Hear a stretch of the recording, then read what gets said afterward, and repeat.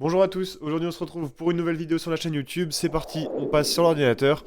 Donc aujourd'hui ce que l'on voit c'est la continuité de notre système de fidélité et nous allons voir plus particulièrement le JavaScript. On va commencer par tout ce qui est visuel, tout ce qui touche uniquement voilà, l'interface utilisateur et on verra si on a le temps de commencer tout ce qui est Ajax et donc PHP. Eh bien, on se retrouve sur le fichier JavaScript. On se rappelle que le fichier JavaScript, on l'avait intégré précédemment donc sur notre index.php. Donc ce fichier-là est lu directement lorsque vous allez sur la page index de votre système de fidélité. Je vous précise que le code, je vous le mets à disposition par le biais de l'offre rejoindre. C'est 1,99€ par mois, résiliable le premier mois et ça vous permet de télécharger tous les codes des vidéos. Et on commence ici avec un Event Listener Click. Et donc en fait, cet Event Listener Click, il ne vous sera pas utile. Moi, il m'est utile parce que j'utilise le scanner. Mais vous, il ne vous sera pas utile parce que il sert juste en fait à focus. À chaque fois qu'il y a un clic, on va continuer de focus l'input où il faut justement rentrer la valeur du code barre. Voilà, donc en fait, si vous voyez, on le voyait d'ailleurs les précédentes fois, lorsque je sélectionne un texte, on voit que la sélection s'enlève. Voilà, vous voyez, normalement quand on sélectionne un texte, la sélection reste active, le bleu autour du texte reste en place, et là il ne le fait pas, parce que justement, j'ai fait en sorte de focus à chaque clic l'input, qui est donc caché, hein, je vous l'avais dit dans la vidéo précédente sur le CSS, c'est ce qui va me permettre de pouvoir scanner et toujours rentrer ce que je scanne dans l'input. Vous pouvez l'utiliser si vous avez un scanner, hein, du coup. Ce qu'on fait, c'est qu'on regarde bien si le container div client n'est pas activé, c'est-à-dire que la fiche client qui s'ouvre quand on scanne, elle n'est en display none, surtout c'est important. Il faut donc que ça soit respecté, et on regarde également si la div recherche non est bien fermée, de la même sorte en fait. On regarde qu'il n'y a pas d'autres activités affichées devant dans l'interface. Si c'est le cas, alors on fait un console.log de true qu'on pourrait enlever, et on focus tout simplement l'input qui a pour identifiant div scan input. Donc oui, je le reprécise, normalement on l'avait vu dans la précédente vidéo. D'ailleurs, il est nécessaire que vous la regardiez, elle se trouve juste ici, mais il faut vraiment que vous utilisiez jQuery.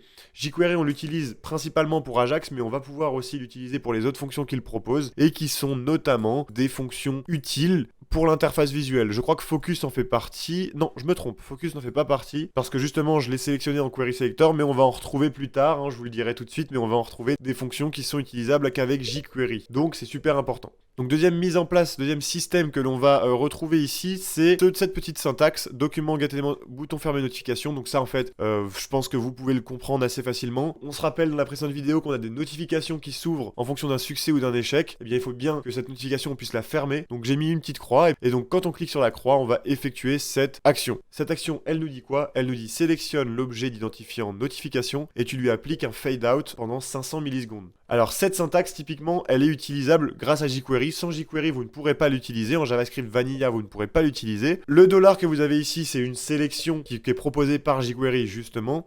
Et là, pareil, en fait c'est un peu dans le même style que le query selector ici, on va rentrer directement la sélection comme on aurait fait en CSS, donc hashtag ou dièse notification. Et la fonction fade out en revanche, c'est une fonction jQuery essentielle, elle va nous permettre en fait de faire disparaître l'objet en opacité et également de le faire disparaître à la fin en display none si je ne dis pas de bêtises. Donc je viens de vérifier, effectivement le fade out passe en display none à la fin. Ici c'est presque la même chose mais c'est pour le bouton fermer recherche, donc lorsqu'on clique sur recherche par nom, on a une fenêtre qui s'ouvre donc, et cette fenêtre, il faut bien pouvoir la fermer, donc avec la petite croix qui est juste ici, et c'est à ça que sert notre syntaxe, juste ici, donc bouton fermer recherche, c'est le bouton sur lequel je viens de cliquer, on lui met un event listener click, qui va effectuer l'action suivante, donc on va passer la div recherche non, donc c'est la fenêtre qui s'ouvre pour rechercher, on va la passer en display none. Je me suis pas pris la tête à faire un fade out, mais j'aurais pu, et on voit que la syntaxe est présente juste au-dessus. Ensuite, une prochaine fonction, donc volontairement je passe cette fonction setClientListener, puisque pour le moment, je vous ai dit qu'on se concentre uniquement sur le visuel et sur la technicité sans passer par le Ajax, on verra ça après. Cette fonction notification, c'est tout simplement la fonction qui va nous permettre de créer une notification et de l'envoyer en fait à l'utilisateur. Donc déjà, on définit deux variables qui vont être le background color et la border color. Donc ça va être justement en fonction de l'état de la notification. Donc si la notification a un état erreur, on définit un background color en rouge avec une border color de cette couleur, etc. Pareil, si c'est un succès, en l'occurrence, là, ça sera une couleur qui sera verte avec une border color adaptée également. Sinon, on retourne parce que du coup l'état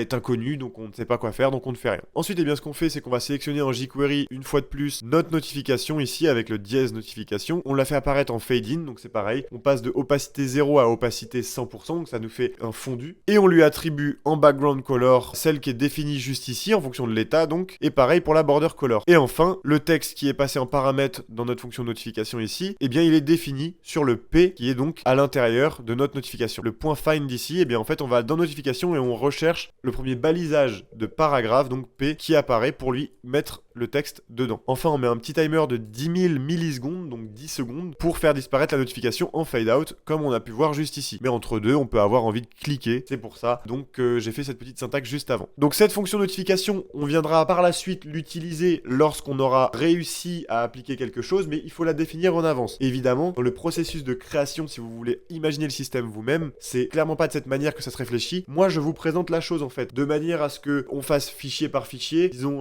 thème par thème. Mais évidemment, lorsque je l'ai développé, j'ai pas fait toutes mes fonctions JavaScript en premier, puis toutes mes fonctions PHP en second. J'ai avancé sur certains points, puis après je me suis dit tiens, je rajouterais bien un système de notification. Donc j'ai créé le système de notification. Ensuite, je l'ai défini en PHP pour faire en sorte justement d'envoyer la notification lorsque ceci est traité. Ça fonctionne là de la manière dont je vous l'explique. C'est bien pour vous voilà, c'est bien pour vous justement si vous de votre côté vous avez essayé de réaliser le système et que vous avez eu du mal sur certains points parce que du coup vous allez pouvoir vous inspirer. Mais c'est pas une bonne manière de procéder si vous procédez comme moi. Donc là au niveau du JavaScript, niveau visuel, c'est à peu près vu. Ce qui est très important de comprendre, c'est que on fait du Ajax. Ça je vous le répète, je crois que je vous le répète dans toutes les vidéos Ajax. Le problème c'est qu'on va avoir du dynamisme. Et le dynamisme, il faut savoir le traiter derrière. Ce qu'il faut comprendre, c'est qu'en JavaScript, donc vous posez un event listener sur un objet, et puis dès qu'on clique dessus par exemple, vous allez pouvoir avoir un résultat. Le problème c'est que quand cet objet change, même si la forme est la même, l'objet aura quand même changé. Et donc il n'aura pas de listener posé sur lui. J'espère que vous comprenez ce que je veux dire. À chaque fois que du contenu va être modifié dynamiquement, si on modifie la structure même du HTML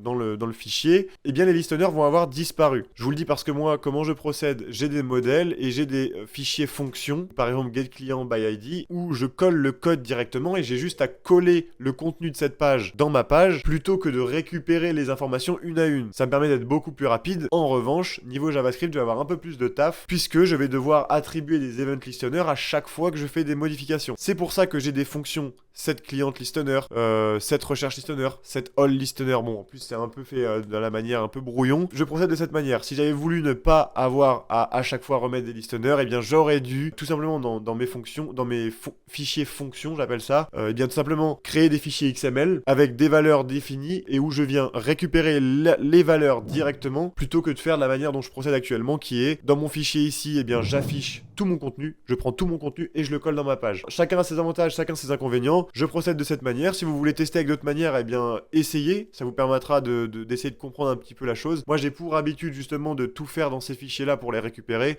mais ça peut être aussi intelligent de tout indenter en XML et de récupérer les valeurs une à une. Donc comme on va procéder de cette manière, moi je vais vous présenter deux méthodes. Une que je n'ai pas utilisée dans le document mais qui est plutôt efficace et une autre où je me suis un peu pris la tête. Donc honnêtement, si je devais vous conseiller, ça serait d'utiliser cette manière. C'est un petit peu plus simple et ça fait moins de lignes et moins de fonctions dans son document. Donc là, effectivement, ce que je vous montre, c'est plutôt pas ouf. Mais ça fonctionne. Cette fonction à privilégier. Pourquoi? Parce qu'en fait, ce qu'on fait, c'est qu'on va définir un event listener sur tout le document. Comme je l'ai écrit ici, ça permet de ne pas nous soucier si des éléments ont été importés après la pose des listeners. Donc on préfère utiliser celui-ci en JavaScript parce que c'est un peu plus structuré. Ce qu'on fait, c'est qu'on met un event listener sur tout notre document et ensuite, on va regarder où est-ce qu'on a cliqué dans ce document. Donc si par exemple, j'ai un listener sur tout mon document et que entre deux, la div notification a changé, quand je vais cliquer sur un endroit et si c'est la div qui a pour classe notification, alors on va console.log oui par exemple. Bon là c'était le bouton sélectionné en l'occurrence. Ça c'est plus intéressant parce que justement ça permet de gérer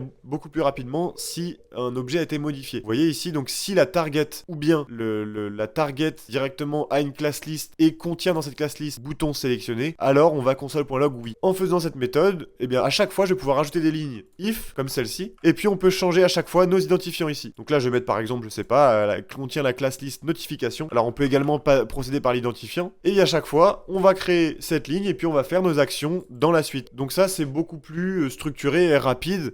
Moi je l'ai pas fait comme ça mais ça fonctionne mieux de cette manière là. Je vous encourage vraiment à essayer à la limite de modifier le code pour l'adapter sur ce type de fonctionnement là. Pour vous représenter ça va être beaucoup plus simple de le voir comme ça. Ici j'ai enlevé, j'ai décommenté ma partie et ici ce que je lui dis c'est que si je clique sur un input de div client tu console.log oui. On va regarder ça tout de suite. Ici je viens scanner une carte. je clique sur un input et on voit bien que ça marque oui. Je ferme, je rescanne. Donc là, mon contenu a été modifié. Si vous voulez en scanner une troisième pour vraiment avoir un autre profil et bien se rendre compte que tout le contenu a été modifié. Et si je reclique ici, on voit bien que ça nous marque oui.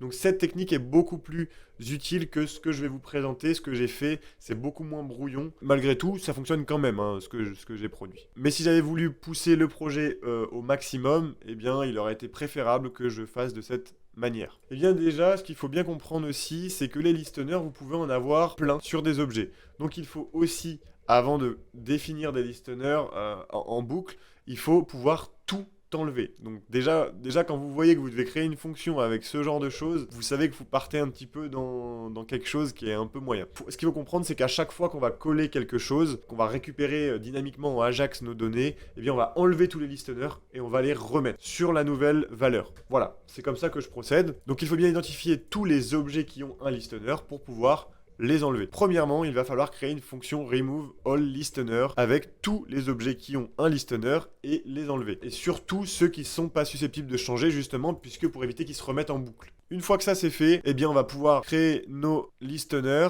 Donc premièrement, moi j'ai créé une fonction qui s'appelle setClientListener. Et donc dans cette fonction, ce qu'on fait premièrement, c'est qu'on définit une variable. Les clients sont bien identifiés par des identifiants. Donc la feuille que je vous présentais l'autre jour, les zéros devant ils sont supprimés dans la base de données mais ils existent quand même. Et donc un client va avoir un identifiant unique. Et moi ce que je fais, c'est que je crée une valeur, un paramètre HTML qui s'appelle data_id sur mon fichier. Donc on peut aller regarder dans les div clients normalement. Ce que je fais, c'est que prochainement, ça c'est dans le futur, mais ce que je fais, c'est que je mets un paramètre data_id qui contient l'ID client dans notre div client. Donc ce que je veux dire par là, c'est que quand j'ai une div client comme celle-ci qui est ouverte, si je viens chercher, alors c'est pas le container div client, mais c'est la div client directement, on voit bien que là j'ai data_id 3, car j'ai scanné le client avec la carte de fidélité, donc 00003. Si l'identifiant avait été 1, 2, 3, 4, 5, 6, 7, 8, eh bien ça aurait marqué 1, 2, 3, 4, 5, 6, 7, 8 ici. Ça va me permettre dans mon code prochainement de récupérer très facilement l'identifiant pour pouvoir donc procéder à mon bidouillage. Je récupère donc les points du client en récupérant le code que j'ai collé tout simplement en scannant la carte, donc qu'on verra plus tard en Ajax. Je récupère cette valeur là, donc on sait qu'il a tant de points. Ensuite ce que je fais, c'est que je mets un event listener sur le bouton plus qui lui aussi a été modifié, qui a été modifié dynamiquement et donc qui est nouveau, et je lui attribue son event listener. Je vais dire que si les points actuels n'est pas un nombre et que les points actuels est inférieur à 100, alors ce qu'on va faire, c'est qu'on va faire au point fidélité, donc au point, on va lui ajouter plus 1. Plus ici. Et puis point actuel, la variable point actuel donc se modifie puisque évidemment on l'incrémente, donc on la modifie ici et puis on lui ajoute la nouvelle valeur de point fidélité que l'on a fait ici. Ça c'est pour le bouton plus. Et ce qu'on va faire, c'est qu'on va le faire pour le bouton moins également, puisque en fait c'est la même chose. Donc en fait ce que je fais dans cette fonction, c'est que je refais tous les listeners de la page client, de la page qui s'ouvre quand on a scanné une carte. Je fais chaque action pour chaque bouton. Donc là le bouton plus, on a compris, on ajoute plus 1. Le bouton moins, on ajoute moins 1. Le bouton fermé, eh bien effectivement, je dois le modifier aussi puisqu'il disparaît pour être remplacé par un nouveau bouton. Donc en fait, on redéfinit les actions qu'on va faire en cliquant sur le bouton fermé, qui sont donc de repasser effectivement la div en display none et de refocus du coup le scan input, ce qui va nous permettre de scanner parce que on repasse sur l'interface de base et donc il faut qu'on refocus cette chose et on va faire la fonction save client data qu'on verra prochainement qui va enregistrer donc les datas dans la base de données. C'est pour ça que je vous disais la dernière fois, quand on ferme, c'est à ce moment-là que ça enregistre les données. Dernier listener qu'on vient apposer sur notre page, donc bouton utiliser point, donc le bouton qu'on va cliquer pour utiliser les points. Quand on clique, eh bien on fait tout ce qui est associé à ce bouton. Donc c'est simple, on vérifie que le nombre est bien supérieur à 15 d'ailleurs, donc c'est 10 ici. Et effectivement, si ce nombre est supérieur à 10, alors on peut envoyer une notification avec le succès. Donc là, la fonction notification dont je vous ai parlé tout à l'heure, avec marqué promotion appliquée. Et ensuite, évidemment, on enlève les 10 points du compteur fidélité. Et puis sinon, si ce champ-là n'est pas respecté, donc c'est que le client n'a pas assez de points et donc on lui dit qu'il n'a pas assez de points. Évidemment, ensuite, là, logiquement, quand le client clique sur bouton utiliser point, après il sera amené à fermer, qui enregistrera les valeurs dans la base de données. Donc ça c'est tout ce qui touche au listener du client. Ensuite j'ai fait une fonction setAllListener, on redéfinit tous les listeners de la page. Donc en fait si vous voulez les listeners de la page, normalement on les définit à la racine de notre fichier JS. Là on les définit pas à la racine, on les définit dans une fonction setAllListener qui sera exécutée à la racine aussi, mais qui sera également exécutée à chaque fois qu'on va modifier le contenu. Ici c'est tout simplement les fonctions qu'on aurait fait de base, hein. Donc bouton recherche nom, et quand on clique sur le bouton bouton pour rechercher par nom, et bien déjà on passe en display block, j'envoie un console.log. Cette syntaxe sert donc à en fait enlever la précédente recherche. Cette syntaxe va enlever toutes les lignes, je crois, après la première ligne donc, et donc ça en fait ça permet de supprimer le tableau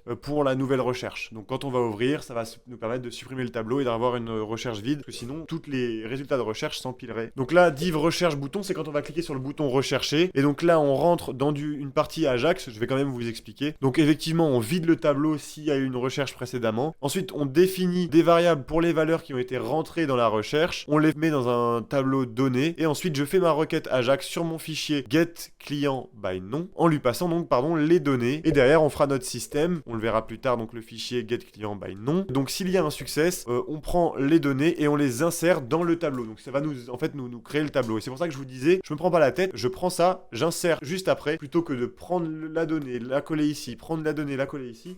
Je prends directement mon tableau qui sera formaté dans le getClientByNom et je la colle directement, c'est beaucoup plus simple. Et ensuite, on remet les recherches listeners, puisque c'est un nouveau contenu qui est collé, donc il faut remettre les listeners. Donc là, on a vu à peu près le Ajax. Cette vidéo va toucher à sa fin, on verra donc le Ajax en globalité sur la prochaine vidéo, et donc le PHP également. Au niveau tout ce qui est visuel, je crois qu'on a fait le tour de notre fichier. Je vous ai pas présenté ça, mais c'est du Ajax aussi, donc on le verra dans la prochaine vidéo. Ça, c'est donc quand on scanne, je vous en parlerai donc dans la prochaine vidéo. Prochaine vidéo, donc on aborde le Ajax et le PHP pour voir comment fonctionne notre système côté back-end et comment il fait pour communiquer avec le front-end. Merci d'avoir regardé cette vidéo, n'hésitez pas à vous abonner, à la liker, n'hésitez pas à me dire en commentaire ce que vous en avez pensé. Également, si vous avez besoin d'aide, c'est en commentaire ou bien sur le serveur Discord. Merci de l'avoir regardé et je vous dis à vendredi prochain pour une autre vidéo. À bientôt, au revoir.